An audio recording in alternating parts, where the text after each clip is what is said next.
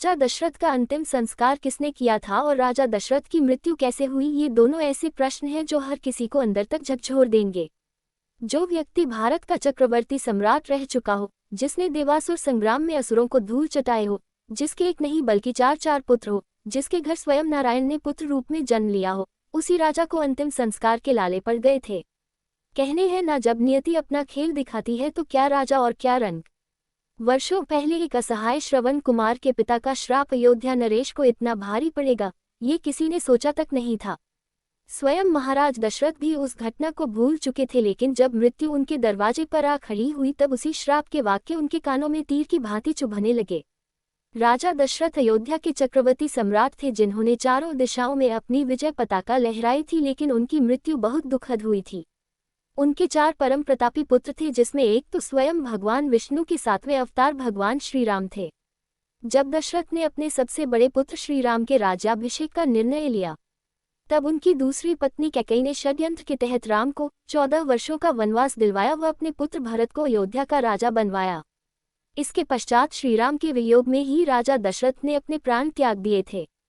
कैकेयी के षड्यंत्र के तहत भगवान श्रीराम अपनी पत्नी सीता व भाई लक्ष्मण सहित 14 वर्षों के वनवास के लिए चले गए थे। उस समय दशरथ के दो पुत्र भरत व शत्रुघ्न अपने ननिहाल कैकेयी प्रदेश में गए हुए थे। श्रीराम के वनगमन के कुछ दिनों के पश्चात दशरथ ने पुत्र वियोग में अपने प्राण त्याग दिए थे। जब हुई तब उनका कोई भी पुत्र अयोध्या में नहीं था। राजा दशरथ की मृत्यु कब हुई थी? जब दशरथ युवा थे और राजकुमार थे, तब वे अक्सर शिकार करने जंगल में जाया करते थे। उस समय उन्होंने गलती से श्रवण कुमार को हिरण समझकर तीर चला दिया था। इससे श्रवण कुमार की मृत्यु हो गई थी। अपने बेटे की मृत्यु के दुख में श्रवण के माता पिता ने भी प्राण त्याग दिए थे। मरने से पहले श्रवण के पिता ने दशरथ को पुत्र वियोग में मरने का श्राप दिया था। महाराज दशरथ श्रीराम के वन में जाने के बाद ही बीमार हो गए थे। उन्हें बस यह आशा थी कि उनके मंत्री आर्य सुमंत श्रीराम को पुनः अयोध्या ले आएंगे। किंतु जब आर्य सुमंत अकेले आए, तब दशरथ को ये पता चल गया था कि अब श्रीराम 14 वर्ष का वनवास पूरा करने के बाद ही पुनः अयोध्या लौटेंगे। अपने पुत्र के दुख में दशरथ का स्वास्थ्य हर दिन के साथ गिरता चला गया। एक तरह से दशरथ गहरे अवसाद में चले गए थे, जिस कारण उन पर राजवैद्य की दवाइयों का असर होना भी बंद हो गया था। वे अपने बिस्तर पर लेटे लेटे राम राम ही जपते रहते थे और उनके बारे में ही सोचते रहते थे। अपने अंतिम समय में उन्हें श्रवण कुमार की वह कहानी फिर से याद आ गई। उनके कानों में श्रवण कुमार के पिता के श्राप वचन पड़ने लगे। महाराज दशरथ की ऐसी स्थिति देखकर संपूर्ण राजभवन में हाहाकार मच गया और राजवैद्यों को तुरंत बुलावा भेजा गया। उससे पहले ही महाराज दशरथ ने कौशल्या की गोद में राम नाम जपते हुए अपने प्राण त्याग दिए के पश्चात पूरी अयोध्या शोककुल हो गई थी। राजगुरु, तीनों रानियों, सामंतों व अन्य प्रजावासियों के द्वारा उन्हें श्रद्धांजलि दी गई थी, लेकिन महर्षि वशिष्ठ ने उनका अंतिम संस्कार करने से मना कर दिया था।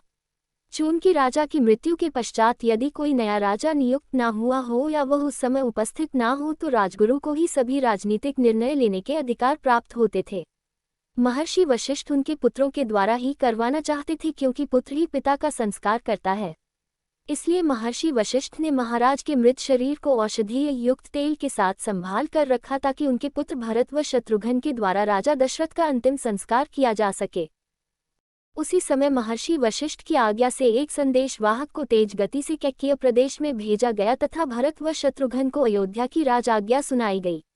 उस समय उन्हें कुछ भी नहीं बताया गया व केवल शीघ्र अयोध्या आने का आदेश दिया गया।